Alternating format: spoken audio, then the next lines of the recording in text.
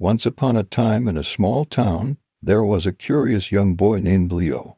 Leo loved technology. His room was filled with old gadgets, from broken radios to disassembled tool robots, all of which he had taken apart just to see how they worked. But what fascinated him the most was computers. He dreamed of building his very own desktop computer, one that was fast, sleek, and powerful.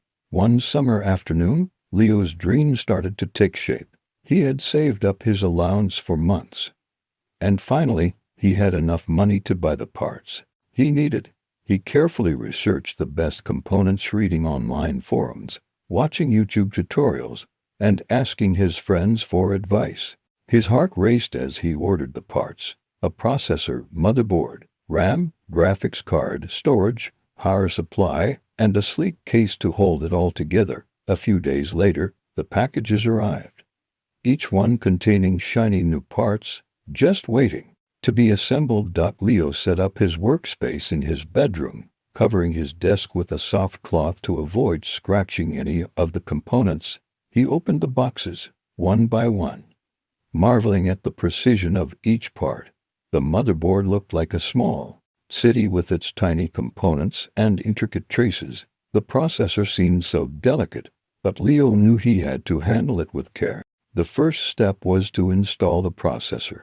Leo read the instructions carefully, ensuring he aligned the tiny pins of the CPU with the motherboard socket. He slowly lowered the processor into place, hearing a satisfying click when it locked in. That wasn't so hard, Leo said to himself with a grin. Next came the RAM. Leo gently slid the memory sticks into their slots on the motherboard.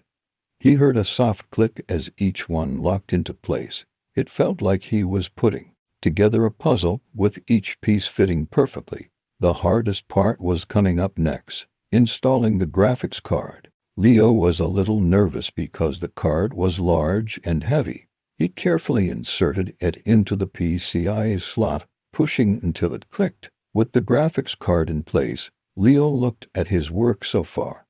The motherboard, processor, and RAM were all set. He was feeling more confident with every step.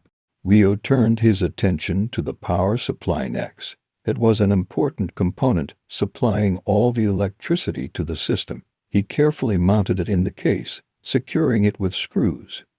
The cables were a mess at first, but Leo carefully routed them to where they needed to go. He even made sure they were organized so that air could flow freely through the case. It was a little tedious, but Leo liked the challenge. Finally, Leo installed the storage, a solid-state drive SSD that would make his computer fast and responsive. He mounted it into the case and connected it to the motherboard with a data cable. He also made sure to connect the power cables to the SSD. The last step was connecting the front panel to the motherboard. This included buttons for turning the computer on and off, as well as the LED lights and USB ports. Leo took a deep breath and carefully connected each wire to the corresponding pins. It was like connecting the final pieces of a grand puzzle. Everything was connected. The case was closed and the desk was covered in a sea of cables and tools.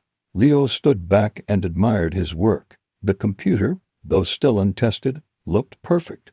With a pounding heart, Leo plugged the power cord into the back of the computer and connected the monitor, keyboard, and mouse. He pressed the power button, holding his breath. The fans inside the case whirred to life, and the LEDs blinked.